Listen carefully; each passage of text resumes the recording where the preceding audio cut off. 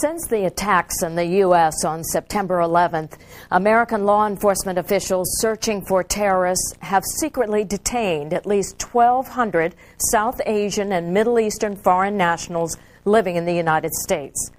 Authorities have refused to release their names, the charges against them, or the exact number of those held. Bush administration officials say the detentions are designed to uncover and prevent future acts of terrorism by al-Qaeda terrorists. But they have sparked strong criticism in some quarters. Carolyn Weaver has the profile of one man who was caught in the dragnet. It's unjust that these people are being detained simply because of racial profiling. Every Saturday in New York City, there's a protest outside the Brooklyn Metropolitan Detention Center, the MDC, where some of the men arrested since September 11th are being held. Bobby Khan is usually there. Since 9/11, the Pakistani-born financial advisor has headed a project dedicated to helping the families of men who've been arrested in a dragnet, meant to round up those who might be linked to terrorism.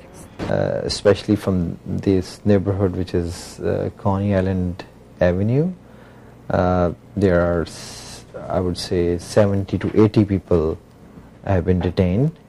We keep asking to release the names and their charges, and so far they haven't now.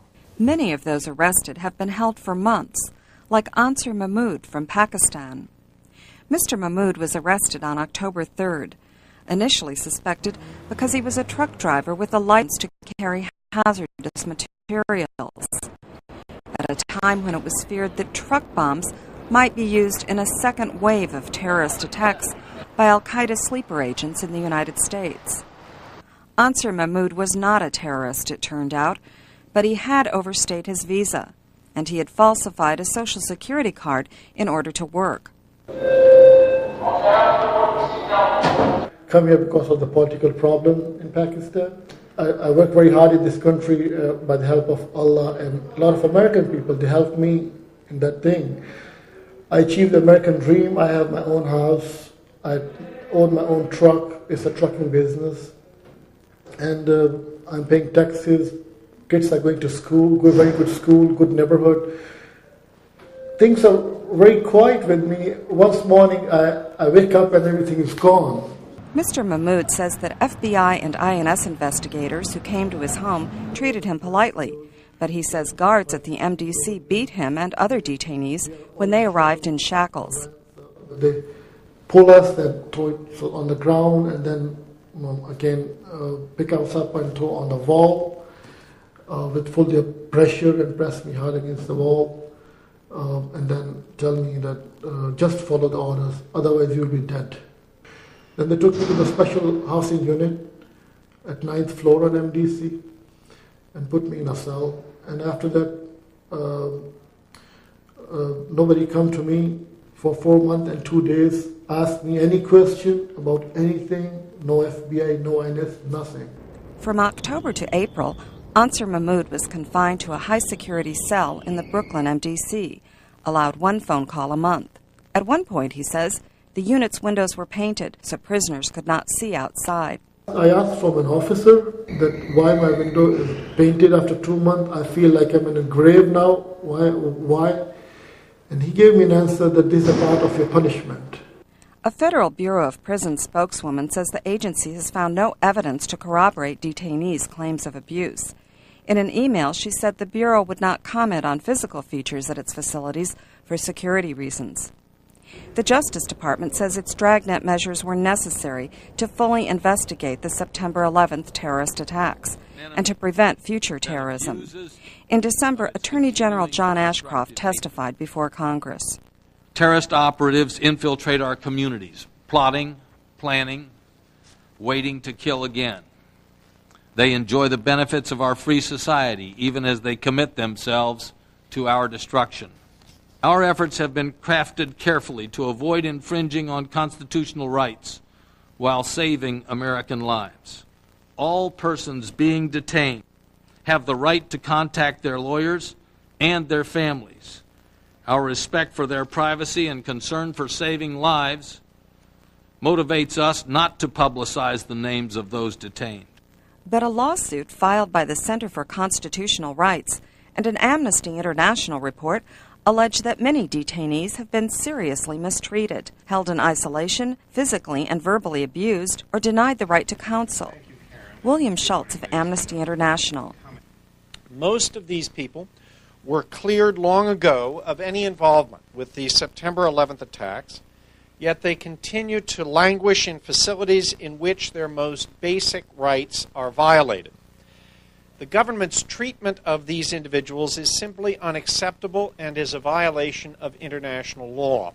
The Justice Department declined to comment, but testifying before Congress last December, Attorney General John Ashcroft held up a seized al-Qaeda training manual.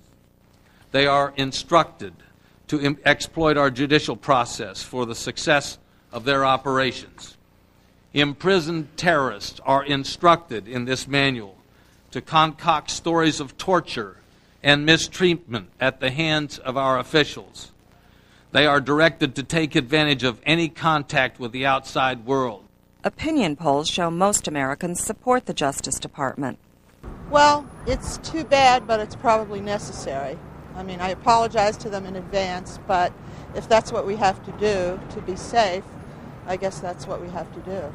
Well, everybody should be free and things, but for something of this magnitude to happen, I feel that they should be detained if needed to get information to prevent things like this from happening again. Other than that, I think they should be treated fairly, and they shouldn't be beaten and abused. But of hundreds of detainees, only one has been publicly charged with terrorism, Zacharias Moussaoui, who was already in prison on September 11th. Ansar Mahmoud accepted a deportation order in December, but he remained locked up until May 10th. My life has changed in those days. I start reading Quran by meaning, praying and fasting, and then I'm getting strength, faith on Almighty Allah, that this all comes from Allah, and I have to bear. And at the time come when they know the truth and they let me out. Mr. Mahmoud says he is not angry about his long detention, though he thinks it was unjust.